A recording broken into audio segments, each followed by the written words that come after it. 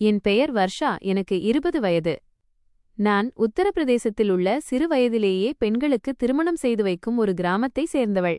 புகுந்த வீட்டை பற்றி பல வதந்திகளை கேட்டிருந்ததால் எனக்கு திருமணத்தை பற்றி மனதில் மிகுந்த பயம் இருந்தது. புகுந்த வீட்டில் மாமியார் மருமகளை நிம்மதியாக வாழவிட மாட்டார்கள். நாத்தனார் தன் அண்ணி மகிழ்ச்சியாக இருப்பதை பார்க்கவே மாட்டார். நாத்தனார் அண்ணியின் வாழ்க்கையை நரகமாக்கி விடுவார் என்றெல்லாம் சொல்வார்கள். வரதட்சணை ஆசையில் மாமியாரும் நாத்தனாரும் மருமகளை அவளது தாய் வீட்டிற்கே திருப்பி அனுப்பிவிடுகிறார்கள் என்று கூட நான் பலமுறை கேள்விப்பட்டிருக்கிறேன். சிறுவயது முதல் இன்று வரை புகுந்த வீடு என்பது ஒரு ஆபத்தான இடம். அங்கே மிகவும் கவனமாகவும் எச்சரிக்கையாகவும் அடியெடுத்து வைக்க வேண்டும் என்றே நான் கேள்விப்பட்டிருந்தேன். ஆனால் என் புகுந்த வீட்டிற்கு வந்த பிறகு உலகில் உள்ள அனைவரும் ஒரே மாதிரியானவர்கள் அல்ல என்பதை நான் புரிந்து கொண்டேன். என் புகுந்த வீட்டு மக்கள் மிகவும் நல்ல மனிதர்களாக இருந்தார்கள். திருமணத்தின் ஆரம்ப நாட்களில் என் கணவருடன் நல்ல நேரத்தை செலவிடுமாறும் அதற்குப் பிறகு ஆயுள் முழுதும் எங்களுடன்தான் வாழப்போகிறாய் என்றும் என் மாமியார் என்னிடம் கூறியிருந்தார். அர்ஜுன் மிகவும் நல்ல மனிதராக இருந்தார். அவர் என்னை முழுமையாக கவனித்துக் கொண்டார். ஆனால் நாட்கள் செல்லச் செல்ல நான் அறையை விட்டு வெளியே வரத் தொடங்கினேன். வெளியே இருந்த காட்சி மிகவும் விசித்திரமாக இருந்தது. அதை பார்த்ததும் நான் அதிர்ச்சியடைந்தேன். இது எப்படி சாத்தியமாகும்? வீட்டில் உள்ள அனைவரும் அருமையான உணவை உண்டு மிகச் சிறந்த ஆடைகளை அணிந்து வந்தார்கள். ஆனால் வீட்டின் மூத்த தலைவரோ 2 நாள் பழைய உணவை சாப்பிட்டுக் கொண்டிருந்தார். திருமணமான ஒரு வாரத்திற்குப் பிறகு முதல் முறையாக நான் அனைவருடனும் வந்து அமர்ந்தேன். வீட்டார் அனைவரும் ஒன்றாக அமர்ந்து சாப்பிடத் தொடங்கினார்கள். என் மாமியார் பின்புறத்தில் கிடந்த கட்டிலில் ஒரு தட்டில் உணவை கொண்டு வைத்தார். அதை பார்த்து நான் திகைத்துப் போனேன். கடுமையான துர்நாற்றம் வீசும் ரொட்டியுடன் 3-4 நாட்கள் பழமையான எஞ்சிய உணவு அவர் முன்னால் வைக்கப்பட்டிருந்தது. என் மாமனாரின் வாடிப்போன முகத்தை பார்த்து எனக்கு மிகுந்த வேதனையாக இருந்தது. என் புகுந்த வீட்டினர் இவ்வளவு படித்த நல்ல மனிதர்களாக இருக்கும்போது என் மாமியார் என் மாமனாருடன் ஏன் இப்படி நடந்து கொள்கிறார் என்பது எனக்கு புரியவில்லை. இரவில் அவர் அமைதியாக அந்த உணவை சாப்பிட்டுவிட்டார். அதை பற்றி எதையும் பேசவும் இல்லை. ஆனால் மறுநாள் மதிய உணவின் போது மீண்டும் மாமனார் இரவில் மீதமான உணவை சாப்பிடுவதைக் கண்டபோது நான் திகைத்தேன். மற்ற அனைவரும் புதிய சுடச்சுட உணவை சாப்பிடும்போது மீதமான உணவுகள் அனைத்தும் ஏன் என் மாமனாருக்கு மட்டுமே கொடுக்கப்படுகிறது? ஒருவேளை என் மாமனாருக்கு துர்நாற்றம் வீசும் உணவு பிடிக்குமோ என்று நினைத்தேன். ஆனால் அவரது முகத்தை பார்த்தபோதுதான் அவர் மிகவும் நிர்பந்தத்தில் இருப்பதும் மிகுந்த கஷ்டப்பட்டு அந்த உணவை சாப்பிடுவதும் எனக்குத் தெரிந்தது. நான் என் 2 நாத்தனார்களும் ஒரு கொழுந்தனும் அடங்கிய வீட்டின் மற்ற அனைவரையும் பார்த்தேன். அங்கே என் மாமியாரும் அமர்ந்திருந்தார். ஆனால் அவர்கள் அனைவரும் மிகவும் நிம்மதியாக சாப்பிட்டுக் கொண்டிருந்தார்கள். தங்கள் தந்தை துர்நாற்றம் வீசும் உணவை சாப்பிடுகிறார் என்பதைப் பற்றி எவருக்கும் எந்த கவலையும் இல்லை. ஆனால் என் பிறந்த வீட்டில் அம்மா எப்போதும் மிகச் சிறந்த உணவை முதலில் அப்பாவிற்காக எடுத்து வைப்பதையே நான் பார்த்திருந்தேன். என் அப்பா சாப்பிட அமரும்போது அனைவரும் அவருக்கு மிகுந்த மரியாதை அளிப்பார்கள். நாங்கள் உடன்பிறப்புகள் அனைவரும் முதலில் அப்பாவுக்கு உணவு பரிமாறிவிட்டுத்தான் நாங்கள் பரிமாறிக்கொள்வோம். எங்கள் வீட்டில் முற்றிலும் மாறுபட்ட ஒரு சூழல் இருந்தது. புகுந்த வீட்டின் சூழலைப் பார்த்து நான் அதிர்ந்துதான் போனேன். இங்கே என் மாமனாருக்கு எந்த மரியாதையும் மதிப்பும் இல்லை. என் மாமியார் மட்டுமல்லாமல் அவருடைய பிள்ளைகளும் கூட அவரை சிறிதும் கண்டுகொள்வதில்லை. அனைவரும் தங்கள் உணவை நிம்மதியாகச் சாப்பிட்டார்கள். என் மாமனார் அந்த துர்நாற்றம் வீசும் கெட்டியான ரொட்டியை மிகவும் கஷ்டப்பட்டு மென்று சாப்பிட்டார். உணவை விட தண்ணீரைத்தான் அதிகம் குடித்தார். ஆனால் வீட்டில் உள்ள எந்த ஒரு மனிதனுக்கும் இதனால் எந்த மாற்றமும் தெரியவில்லை. எந்த அளவிற்கு என்றால் என் கணவர் சாப்பாட்டு மேசையில் இருக்கும்போது கூட அவர் தன் தந்தையை ஒருமுறை திரும்பி பார்க்க கூட விரும்புவதில்லை. ஆரம்பத்தில் ஒரு 10 முதல் 15 வரை நாட்கள் நான் அமைதியாக இந்தச் சூழலை பார்த்துக்கொண்டே இருந்தேன். ஏனென்றால் இதைப் பற்றி வீட்டில் யாரிடமாவது கேள்வி கேட்கும் தைரியம் எனக்கு இருக்கவில்லை. ஆனால் சில நாட்களுக்குப் பிறகு நான் வீட்டுச் சூழலுடன் முழுமையாக பழகி அனைவருடனும் நன்றாக பேசத் தொடங்கியதும் என் கணவரிடம் இதைப் பற்றி இது என்ன பழக்கம் என்று கேட்டேன். உங்கள் தந்தை இவ்வளவு கெட்டுப்போன துர்நாற்றம் வீசும் உணவை சாப்பிடுவதும் நீங்கள் அவர் முன்னால் அமர்ந்து புதிய சுடச்சுட உணவை சாப்பிடுவதும் சரியா? இதை கேட்டதும் மென்மையான குணம் கொண்ட அர்ஜுன் திடீரென்று கோபமடைந்தார். என்னிடம், நீ இந்த வீட்டின் விவகாரங்களில் தலையிடாதே. என் தாய் தந்தை விஷயத்தில் நீ பேசாமல் இருப்பதே நல்லது. இந்த வீட்டில் உனக்கு ஏதேனும் பிரச்சனை என்றால் என்னிடம் பேசலாம். ஆனால் என் பெற்றோரைப் பற்றி நீ கவலைப்பட வேண்டிய அவசியமில்லை. இது எங்கள் வீட்டின் விவகாரம் என்று கூறத் தொடங்கினார். அர்ஜுனின் இந்த பேச்சைக் கேட்டு என் கண்களில் கண்ணீர் வந்துவிட்டது. நானும் இந்த வீட்டின் ஒரு அங்கம்தானே.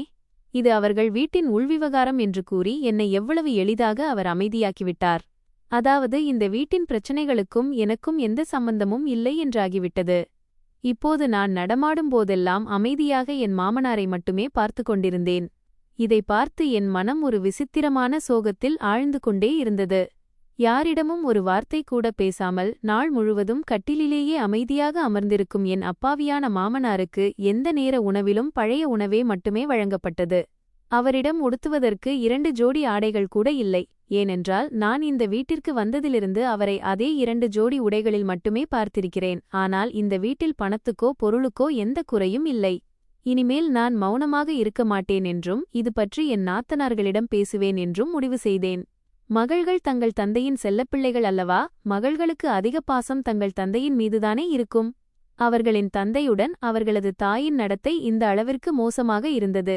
வீட்டின் பெரியவராக இருந்தும் கூட அவருக்கு ஒழுங்காக உணவு கூட வழங்கப்படுவதில்லை. ஆனால் எங்கோ ஒரு மூலையில் இந்த விஷயம் என்னை வியப்பிலும் ஆழ்த்தியது. என் மாமியார் என்னிடம் மிகவும் நன்றாகவே நடந்து கொண்டார். நான் அவரது மருமகளாக இருந்தபோதிலும் நல்ல உணவாக இருந்தாலும் பழங்களாக இருந்தாலும் முதலில் என்னிடமே கேட்பார். அப்படியிருக்க தன் கணவரிடம் மட்டும் அவர் எப்படி இப்படி நடந்து கொள்கிறார்? ஒவ்வொரு விஷயத்திற்கும் அவர் என் மாமனாரை அதட்டி விரட்டுவார். மிகவும் கடுமையாகவும் திட்டுவார். அவருக்கு துர்நாற்றம் வீசும் உணவை கொடுப்பார். உடுத்துவதற்கு மாமனாருக்கு ஒரு நல்ல உடை கூட இல்லை. மேலும் அனைத்தையும் விட ஆச்சரியமான விஷயம் என்னவென்றால், என் நாத்தனாருக்கு வரன் வந்தபோது என் மாமியார் என் மாமனாரை வீட்டை விட்டு வெளியே அனுப்பிவிட்டார். பெண் பார்க்க வந்தவர்கள் வந்து சென்றார்கள். என் நாத்தனாரின் திருமணமும் முழுமையாக உறுதியானது. ஆனால் என் மாமியார் அவர்களை என் மாமனாருடன் சந்திக்கவே விடவில்லை. பேச்சுவாக்கில் ஒருமுறை நான் என் மாமியாரிடம், ரூஹியின் புகுந்த வீட்டினர் இன்னும் அப்பாவை சந்திக்கவில்லையே என்று சொன்னேன். இதைக் கேட்டு என் மாமியார் என்னை மிகவும் விசித்திரமாக பார்த்துவிட்டு, ரூஹியின் திருமணம் உறுதியாகிவிட்டது. அவளுக்கு திருமணம் நடக்கப் போகிறது. திருமண நாளன்று உன் மாமனார் அவர்களை பார்த்துக் கொள்வார் என்று கூறினார். இதைக் கேட்டு நான் மிகவும் அதிர்ச்சியடைந்தேன். பெண்ணின் தந்தை திருமண நாளில்தான் தன் வருங்கால மருமகனை பார்ப்பதா? ரூஹியின் திருமண ஏற்பாடுகள் தொடங்கின. ஆனால் என் மாமனாருடன் அனைவரின் நடத்தையும் கூட அப்படியேதான் இருந்தது. நான் ரூஹியிடமும், அப்பாவிடம் ஏன் இப்படி நடந்து கொள்கிறார்கள்? நீங்கள் ஏன் எதுவும் சொல்வதில்லை என்று கேட்டேன். இதையெல்லாம் கேட்டு ரூஹி எனக்கு என் கணவர் சொன்ன அதே பதிலைத்தான் கூறினார். இது அம்மாவும் அப்பாவும் சம்பந்தப்பட்ட விஷயம். அண்ணி, நீங்கள் இதில் தலையிடாமல் இருப்பதே நல்லது. அதுதான் உங்களுக்கு நல்லது. இந்த விஷயத்தில் நீங்கள் தலையிடுகிறீர்கள் என்று அம்மாவுக்குத் தெரிந்தால் ஒருவேளை உங்களுடனான அவர்களின் அணுகுமுறையும் மோசமாகிவிடலாம். ரூஹியின் பேச்சைக் கேட்டு நான் முற்றிலும் அமைதியாகிவிட்டேன். ரூஹி சொல்வதும் உண்மைதான். அம்மா என்னையே தனக்கு எதிரியாக கருதத் தொடங்கிவிட்டால் ஒருவேளை மாமனாருக்கு நடப்பது போன்றே எனக்கும் செய்யக்கூடும். ஏனெனில் மாமனார் அவருடைய கணவராக இருந்தும் கூட அவரை அவர் சும்மா விடுவதில்லை. அப்படி இருக்க நான் வெறும் மருமகள்தானே. மதிய உணவிற்குப் பிறகு என் மாமியார் திடீரென்று சந்தைக்குச் செல்ல வேண்டியிருந்தது. ரூஹியின் திருமண ஏற்பாடுகளின் காரணமாக அம்மா தினமும் சந்தைக்குச் சென்று வந்து கொண்டிருந்தார். வீட்டில் என்னையும் மாமனாரையும் தவிர வேறு யாரும் இல்லை என்பதை நான் பார்த்தபோது, மீதமிருந்த கெட்டுப்போன உணவுகள் எஞ்சியிருக்கக்கூடாது, மாமனாரும் அந்த உணவை சாப்பிட வேண்டியிருக்காது என்பதற்காக அமைதியாக மீதமிருந்த உணவுகள் அனைத்தையும் கொண்டுபோய் மொட்டை மாடியில் கொட்டிவிட்டேன். ஆனால் நான் இது என் மிகப்பெரிய தவறாக இருக்குமென்றும் இதன் விளைவை என் மாமனார்தான் அனுபவிக்க வேண்டியிருக்கும் என்றும் எனக்கு தெரியாது. மீதமிருந்த உணவை மொட்டை மாடியில் கொட்டிய பிறகு என் மனம் நிம்மதியடைந்தது. நான் எல்லா பாத்திரங்களையும் கழுவி சமையலறையில் அடுக்கி வைத்து சமையலறையை சுத்தம் செய்துவிட்டு இரவு உணவை சமைக்கத் தொடங்கிவிட்டேன். என் மாமியார் ரூஹியையும் என் இளைய நாத்தனாரையும் கூட்டிக் கொண்டு சந்தைக்குச் சென்றிருந்தார். அவர்கள் வருவதற்கு முன்பே நான் இரவு உணவையும் சமைத்து முடித்து வீட்டையும் சுத்தப்படுத்திவிட்டேன். இன்று என் மாமனாருக்கு வீட்டில் மற்ற அனைவருக்கும் சமைக்கப்பட்ட அதே உணவுதான் கிடைக்கும் என்பது எனக்கு தெரியும். ஏனென்றால் இப்போது கெட்டுப்போன உணவாக கொடுப்பதற்கு எதுவும் மிஞ்சியிருக்கவில்லை. ஆனால் இரவு சாப்பாட்டு நேரத்தில் என் மாமியார் என் மாமனாருக்கு உணவு கொடுப்பதை பார்த்தபோது அதிர்ச்சியில் என் கண்கள் விரிந்தன. மாமனாருடன் நடந்து கொண்ட அந்த விதம் கண்டு என் தொண்டைக்குள் ஒரு கவளம் உணவு கூட இறங்கவில்லை. நான் அமைதியாக எழுந்து என் அறைக்குச் சென்றுவிட்டேன். நான் சாப்பிடவில்லை என்பதை என் கணவர் உணர்ந்து கொண்டார். ஆனால் அவர் அனைவர் முன்னிலையிலும் அமைதியாகவே இருந்தார். நான் எல்லா வேலைகளையும் முடித்துவிட்டு அறைக்கு வந்தபோது அவர் என்னை தன் அருகில் அழைத்து நான் ஏன் சாப்பிடவில்லை என்று கேட்கத் தொடங்கினார். எனக்கு என் கணவர் மீது மிகுந்த கோபம் வந்தது. தன் தந்தைக்கு இப்படி நடப்பதை அவர் எப்படி பொறுத்துக்கொள்ள முடியும்? திடீரென்று என் கண்களிலிருந்து கண்ணீர் வழியத் தொடங்கியது. நான் என் கணவரிடம், உங்களை ஒரு கவள உணவிற்காக ஏங்க வைக்கும் உங்களைப் போன்ற ஒரு மகனாக என் மகனும் மாறிவிடுவானோ என்று எனக்கு பயமாக இருக்கிறது என்று சொன்னேன். இதைக் கேட்டு நான் என்ன பேசுகிறேன் என்று புரியாமல் என் கணவர் வாயடைத்துப் போனார். அர்ஜுன் என்னிடம், உனக்கு மூளை சரியாகத்தான் இருக்கிறதா? இதென்ன மாதிரியான பேச்சு? என் பிள்ளை என்னிடம் ஏன் அப்படிச் செய்யப் போகிறான் என்றார். நான் அர்ஜுனை பார்த்து அழுது கொண்டே, நீங்கள் உங்கள் தந்தைக்கு இப்படி நடப்பதை பொறுத்து கொள்ளும்போதும், அவர் மீது நடக்கும் அத்தனை அநீதிகளையும் கண்டும் காணாமல் கண்களை மூடிக்கொள்ளும்போதும், உங்கள் பிள்ளை உங்களுக்கு அப்படி ஏன் செய்ய மாட்டான் என்று கேட்டேன். இதைக் கேட்டு அர்ஜுன் என்னிடம், நீ பேசாமல் தூங்குவதுதான் உனக்கு நல்லது. ஒரு விஷயத்தைப் பற்றி முழுமையாகத் தெரியாதபோது அதைப் பற்றி பேசக்கூடாது என்று கூறினார். அர்ஜுன் தன் பேச்சை முடித்துவிட்டு தூங்குவதற்காக படுத்துக்கொண்டார். ஆனால் என் நெஞ்சிலோ தீ எரிவது போல் இருந்தது. ஒருவேளை கடவுள் நம்மிடம் இதற்கு கணக்கு கேட்டால் நாம் என்ன பதில் சொல்வோம்? என் பிள்ளையும் அர்ஜுனுக்கு இதையே செய்தால் அப்போது அர்ஜுன் என்ன செய்வார் என்பதை நினைத்து நினைத்து எனக்குள் நடுக்கம் ஏற்பட்டது. ஏனென்றால் செய்த கர்மாக்களின் பலன் இந்த உலகத்திலேயே கிடைத்துவிடுமல்லவா? நாம் எதை விதைக்கிறோமோ அதைத்தானே அறுவடை செய்வோம். நான் இரவு முழுவதும் புரண்டு புரண்டு படுத்தே கழித்தேன். எனக்கு நிம்மதியே வரவில்லை. இரவு சாப்பாட்டின் போது அந்த காட்சியை பார்த்ததிலிருந்தே என் மனம் தத்தளித்துக் கொண்டிருந்தது. என் மாமியார் என் மாமனாருக்கு தட்டில் 2 பச்சை காய்கறிகளையும் பச்சையான மாவையும் போட்டு அவர் முன்னால் வைத்தபோது என் உயிரே போய்விட்டது போலிருந்தது. அத்துடன் அவர் என் மாமனாரை மிக கேவலமாக ஏசி திட்டிக் கொண்டிருந்தார். மற்ற பிள்ளைகள் அனைவரும் வீட்டில் எதுவுமே நடக்காதது போல நிம்மதியாக தங்கள் உணவை சாப்பிடுவதிலேயே மும்முரமாக இருந்தார்கள். கூடவே அவர் தன் கணவரிடம், உனக்கு புதிய உணவு சாப்பிட வேண்டுமென்ற ஆசை அதிகமாகிவிட்டதா? இதோ இந்த முற்றிலும் புதிய பச்சையான உணவை சாப்பிடு. நீ வேண்டுமென்றேதானே கெட்டுப்போன உணவை மொட்டை மாடியில் கொட்டினாய்? இப்போது நீ இதை வைத்தே வயிற்றை நிரப்பிக்கொள்ள வேண்டும் என்றும் கூறிக்கொண்டிருந்தார். அந்த நேரத்தில் என் மாமனார் மிகவும் நிர்கதியாக இருந்தார். உணவை அவர் கொட்டவில்லை, நான்தான் மொட்டை மாடியில் கொட்டியிருந்தேன். இப்போது அதற்கான தண்டனையை அவர்தான் அனுபவிக்க வேண்டியிருந்தது. அந்த துர்நாற்றம் வீசும் உணவை நான்தான் மாடியில் கொட்டினேன் என்று அந்த நேரத்தில் என் மாமியாரிடம் சொல்லும் தைரியம் என்னிடம் இருக்கவில்லை. ஆனால் என் தொண்டைக்குள்ளும் ஒரு கவளம் உணவு கூட இறங்கவில்லை. எப்படியோ என் இரவு கழிந்தது. விடிந்ததும் நான் அறையை விட்டு வெளியே வந்தபோது என் கண் எதிரே முற்றத்தில் என் மாமனார் அதே உடைந்த கட்டிலில் அமர்ந்து பூஜை செய்து கொண்டிருந்தார். நான் அவர்களுக்கு அருகில் சென்று அமர்ந்தேன். அவர்களுடைய பூஜை முடிந்ததும் அவர்கள் என்னை பார்த்து, என்ன விஷயம் மகளே, இன்று இவ்வளவு அதிகாலையிலேயே எழுந்துவிட்டாய் என்று கேட்கத் தொடங்கினார்கள். இதைக் கேட்டதும் என் கண்களில் மீண்டும் கண்ணீர் வழியத் தொடங்கியது. நீங்கள் துர்நாற்றம் வீசும் உணவை சாப்பிடக்கூடாது என்பதற்காகவே அந்த பழைய உணவை நான்தான் மொட்டை மாடியில் கொட்டினேன் என்றும், ஆனால் என் இந்தச் செயலால் உங்களுக்கு உணவே கிடைக்காமல் போய்விடும் என்று எனக்கு தெரியாது என்றும் அவர்களிடம் கூறினேன். நான் அவர்களிடம் மன்னிப்பு கேட்டேன். என் மாமனார் என் கைகளை தம் முன்னிருந்து விலக்கிவிட்டு, மகளே, இதில் மன்னிப்பு கேட்பதற்கு என்ன இருக்கிறது? நீ எனக்காக நல்லதுதானே நினைத்தாய். ஆனால் என் தலைவிதியில் இனி ஆயுள் முழுதும் பாழான உணவு மட்டுமே எழுதப்பட்டுள்ளது என்று கூறலானார். இன்று இவ்வளவு கடுமையான குளிர்காலத்திலும் என் மாமனார் திறந்த வானத்தின் கீழ் கட்டிலில் ஏன் தூங்குகிறார்? என் மாமியாரோ தன் அறையில் நிம்மதியாக தூங்கிக் கொண்டிருக்கும்போது இவர் மட்டும் ஏன் இப்படி இருக்கிறார் என்பதை நினைத்து எனக்கு மிகுந்த ஆச்சரியமாக இருந்தது. நான் தைரியத்தை வரவழைத்துக் கொண்டு என் மாமனாரிடம், அப்பா, உங்கள் பிள்ளைகளுக்கு கூட உங்கள் நிலையைப் பற்றிய உணர்வு இல்லாதிருக்கவும் அம்மாவும் உங்களிடம் இவ்வளவு மோசமாக நடந்து கொள்வதற்கும் அப்படி என்னதான் காரணம்? வீட்டில் அனைவரும் புதிய சுடச்சுட உணவை சாப்பிடும்போது உங்களுக்கு மட்டும் 2 நாள் பழைய அழுகிய உணவு ஏன் கொடுக்கப்படுகிறது என்று கேட்டேன். என் பேச்சைக் கேட்டு மாமனார் லேசாக புன்னகைத்து, என் மருமகளுக்கு என் மீது இவ்வளவு அக்கறை இருப்பது எனக்கு மகிழ்ச்சிதான். ஆனால் உன் மாமியார் என்னிடம் தவறாக நடக்கவில்லை. என் பிள்ளைகளும் கெட்டவர்கள் அல்ல. மாறாக நான் எதை விதைத்தேனோ அதைத்தான் இப்போது அறுவடை செய்கிறேன் என்று கூறினார். என் மாமனாரின் பேச்சைக் கேட்டு நான் திகைத்துப் போனேன். இவ்வளவு நடந்த பிறகும் கூட அவருக்கு தன் மனைவி மற்றும் பிள்ளைகள் மீது எந்த குறையும் இல்லை. ஆனால் அவருடைய நிலையைக் கண்டு என் மனமோ துடித்துக் கொண்டிருந்தது. குளிர் மிக கடுமையாக இருந்தது. இதுவரை யாரும் தங்கள் அறையை விட்டு வெளியே வரவில்லை. நான் சால்வையை போர்த்திக் கொண்டு என் மாமனாருக்கு அருகிலேயே அமர்ந்திருந்தேன். அப்போது அவர் மெல்ல மெல்ல எல்லாவற்றையும் எனக்குச் சொல்லத் தொடங்கினார். அதைக் கேட்டு என் உடம்பெல்லாம் சிலிர்த்துப் போனது. என் மாமியார் தனக்கு திருமணமாகி வந்தபோது இருவருக்கும் இடையில் அதிக வயது வித்தியாசம் இருந்தது என்று என் மாமனார் என்னிடம் கூறினார். என் மாமியார் அப்போது 16 வயது சிறுமி. ஆனால் என் மாமனாருக்கோ 32 வயது. என் மாமனாரின் தாய் வீட்டில் அவர் மட்டுமே சம்பாதிப்பவராக இருந்ததாலும் 6 சகோதரிகளுக்கு ஒரே சகோதரனாக இருந்ததாலும் வேண்டும் என்றே அவருடைய திருமணத்தை மிகவும் தாமதப்படுத்தி நடத்தினார் என்று அவர் சொல்லத் தொடங்கினார். அவருடைய தாய் முதலில் அவரது வருமானத்தைக் கொண்டு முழு வீட்டையும் கட்டி தன் மகள்களின் திருமணங்களையும் பேசி முடித்தார். இதற்குப் பிறகுதான் என் மாமியாருடன் அவருக்கு திருமணம் செய்து வைத்தார்.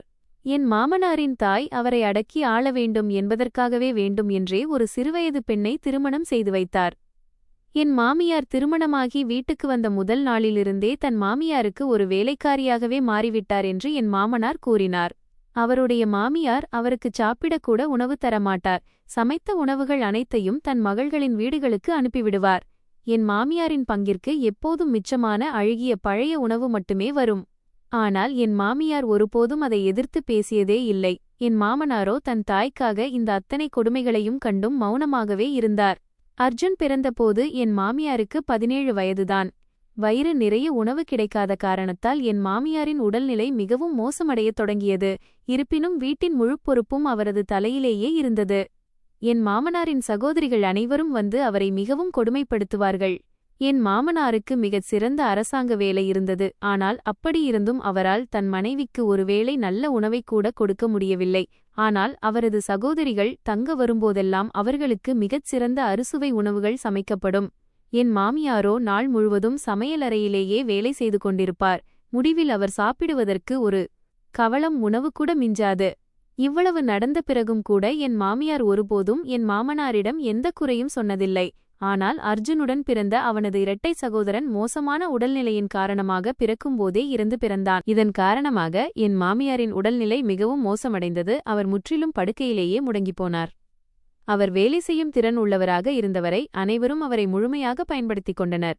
ஆனால் அவரால் வேலை செய்ய முடியாத நிலை வந்தபோது அர்ஜுனின் பாட்டி என் மாமியாரை ஒரு அறைக்குள் அடைத்து விட்டுவிட்டார். அவருக்கு உணவு கூட கொடுக்கப்படவில்லை. என் மாமனாரின் 6 சகோதரிகளும் என் மாமனாரின் வருமானத்தில் சுகபோகமாக வாழ்ந்து கொண்டிருந்தனர். ஆனால் அவருடைய சொந்த மனைவியோ நாள் முழுவதும் பட்டினியாக கிடந்தார். நாளொரு வண்ணமும் பொழுதொரு மேனியுமாக என் மாமியார் நோய்வாய்ப்பட்டுக் கொண்டே சென்றார். அவர் வேறு நகரத்திலிருந்து திருமணமாகி வந்தவர் என்பதால் இந்த ஊரில் அவருக்கு என்று யாருமே இருக்கவில்லை. அவரது பெற்றோரும் திரும்பி பார்த்து தங்கள் மகளைப் பற்றி கேட்கவில்லை. இதற்குப் பிறகு என் மாமியார் மேலும் 2 மகள்களை பெற்றெடுத்தார். அவரது நிலைமை முன்பை விட இன்னும் மோசமானது. ஒரு நாள் அர்ஜுனின் பாட்டி என் மாமியாரின் மீது அபாண்டமான பொய்ப்பழிகளை சுமத்தினார். மேலும் அர்ஜுனின் அம்மாவை விவாகரத்து செய்யுமாறு என் மாமனாரை நிர்பந்தித்தார். இவ்வாறு நிர்பந்தத்திற்கு உள்ளாகி அவர் அர்ஜுனின் அம்மாவை, அதாவது என் மாமியாரை விவாகரத்து செய்துவிட்டார். என் மாமனாரின் இந்த பேச்சை கேட்டதும் என் உடம்பெல்லாம் நடுங்கிப் போனது. என் மாமியாரும் மாமனாரும் கணவன் மனைவியாகவே இல்லை என்ற இந்த விஷயம் எனக்கு ஒரு மிகப்பெரிய அதிர்ச்சியை விட குறைவானதாக இருக்கவில்லை. தன் கணவரிடமிருந்து விவாகரத்து பெற்ற பிறகும் கூட என் மாமியார் வேறு வழியின்றி இதே வீட்டில்தான் வாழ வேண்டியிருந்தது. முன்பே அவர் ஒரு வேலைக்காரியை போன்ற வாழ்க்கையைத்தான் வாழ்ந்து கொண்டிருந்தார். இப்போதோ அவரது மதிப்பு தூசுக்கு சமமாக கூட இருக்கவில்லை. மிகவும் கொடூரமான சூழ்நிலைகளில் அவர் தன் வாழ்க்கையை மீண்டும் தொடங்கினார். பின்னர் கண் இமைக்கும் நேரத்தில் சில வருடங்களிலேயே என் மாமனாரின் தாய் இறந்து போனார். என் மாமனார் ஓய்வு பெற்றதும் அவரது சகோதரிகள் அனைவரும் அவரவர் சொந்த வாழ்க்கையில் மூழ்கிப் போய்விட்டனர். ஏனென்றால் இப்போது அவர்களின் சகோதரனிடம் சுகபோகமாக வாழ்வதற்கு பணம் இருக்கவில்லை. இத்தனை வருடங்களில் அர்ஜுன் மிகவும் வளர்ந்து பெரியவனாகிவிட்டான். தன் தாயின் மீது நடத்தப்பட்ட அனைத்து கொடுமைகளையும் அவன் தன் கண்களாலேயே பார்த்திருந்தான். என் மாமனார் ஓய்வு பெற்ற பிறகு அர்ஜுன் வேலைக்குச் செல்லத் தொடங்கினான். இவ்வாறு சிறு சிறு வேலைகளை செய்து தன் படிப்புடன் சேர்த்து வீட்டின் செலவுகளையும் அவன் சமாளிக்கத் தொடங்கினான். மெல்ல மெல்ல வீட்டில் அர்ஜுன் மற்றும் அவனது அம்மாவின் கையே ஓங்கியது. அர்ஜுனின் அம்மாவின் நிலைமை முன்பு எப்படி இருந்ததோ அதே நிலைமைக்கு இப்போது நான் வந்துவிட்டேன். காலச்சக்கரம் மிக வேகமாக சுழன்று கொண்டே சென்றது. சூழ்நிலைகளும் முற்றிலும் மாறிவிட்டன. இப்போது நான் அர்ஜுனின் அம்மாவின் தயவிலேயே கிடக்க வேண்டிய கட்டாயத்திற்கு ஆளானேன். இப்போது என்னைப் பற்றி கவலைப்பட யாருமே இருக்கவில்லை. எங்கள் இருவருக்கும் விவாகரத்து ஆகிவிட்டிருந்தது. ஆனால் அப்படியிருந்தும் அர்ஜுனின் அம்மா இதே வீட்டில்தான் இருந்தார். முன்பு அவர் வேறு வழியின்றி இந்த வீட்டில் வாழ்ந்தார். இப்போதோ அவரை இந்த வீட்டை விட்டுப் போக விடாமல் இருப்பது என் நிர்பந்தமாகிவிட்டது. ஏனென்றால் அவர் சென்றுவிட்டால் நான் தனியாகவே விடப்பட்டு விடுவேன். இந்த இவ்வளவு பெரிய வீட்டில் தனியாக நான் என்ன செய்வேன்? எனக்கும் இப்போது மிகவும் வயதாகிவிட்டது. என் பிள்ளைகள் என்னை வெறுக்கத் தொடங்கினர். அர்ஜுனின் அம்மாவின் மனதிலும் எனக்காக இப்போது எந்தவிதமான இரக்கமும் இருக்கவில்லை. ஏனென்றால் திருமணத்திற்குப் பிறகு நான் அவருடன் வாழ்ந்த அத்தனை வருடங்களிலும் நான் அவரிடம் சிறிதும் கருணை காட்டவில்லை. மாறாக எப்போதும் என் தாயின் பக்கமே நின்றேன். மேலும் நான் என் சகோதரிகளை மிகவும் நேசித்தேன். அர்ஜுனின் அம்மாவை விட என் சகோதரிகளுக்கே நான் எப்போது முக்கியத்துவம் கொடுத்தேன். என்னால் என் சகோதரிகளுக்கு பணம் கொடுக்க முடியாமல் போனபோது அவர்கள் அனைவரும் என்னை விட்டுவிட்டு சென்றுவிட்டார்கள். கணவனும் மனைவியும் ஒருவருக்கொருவர் எவ்வளவு இன்றியமையாதவர்கள் என்பதை அந்த நேரத்தில்தான் நான் உணர்ந்தேன். என் மனைவிக்குச் சேர வேண்டிய உரிமையை நான் அவருக்கு முறையாக கொடுத்திருந்தால் நானும் இன்று மிக உயர்ந்த ஸ்தானத்தில் இருந்திருப்பேன். என் பிள்ளைகளும் என்னை நேசித்திருப்பார்கள், எனக்கு மரியாதை அளித்திருப்பார்கள், என் மனைவியும் என்னை தன் தலையில் வைத்து தாங்கியிருப்பார். ஆனால் நானே என் சொந்தக் கைகளால் ஒவ்வொரு உறவையும் அழித்துவிட்டேன். என் கண் முன்னாலேயே அனைத்தும் தவறாக நடப்பதை பார்த்தேன். ஆனால் ஒருபோதும் அதை தடுக்க முயற்சிக்கவே இல்லை. அதன் விளைவைத்தான் இன்று வரை நான் அனுபவித்துக் கொண்டிருக்கிறேன். இதில் அர்ஜுனின் தவறு எதுவுமே இல்லை. அவள் தன் வாழ்நாள் முழுவதையும் ஒவ்வொரு கவளம் உணவிற்காகவும் ஏங்கிக் கழித்திருக்கிறாள். அவள் எதையெல்லாம் கடந்து இங்கு வந்து சேர்ந்தாளோ அதே வேதனையைத்தான் இன்று எனக்கும் தந்து கொண்டிருக்கிறாள். ஒருவேளை இதன் மூலமாக எனக்கு மன்னிப்பு கிடைக்கக்கூடும் என்று நினைத்துத்தான் நானும் இந்த துன்பத்தை பொறுத்து கொண்டிருக்கிறேன். தன் மனைவியிடம் ஒருவர் எப்படி இவ்வளவு கொடூரமாக நடந்து கொள்ள முடியும்? என் மாமனார் தன் முழு வாழ்க்கை வரலாற்றையும் கூறி முடித்துவிட்டு அமைதியாகிவிட்டார். ஆனால் என் கண்களிலிருந்தோ நிற்காமல் கண்ணீர் வழிந்தோடிக் கொண்டிருந்தது.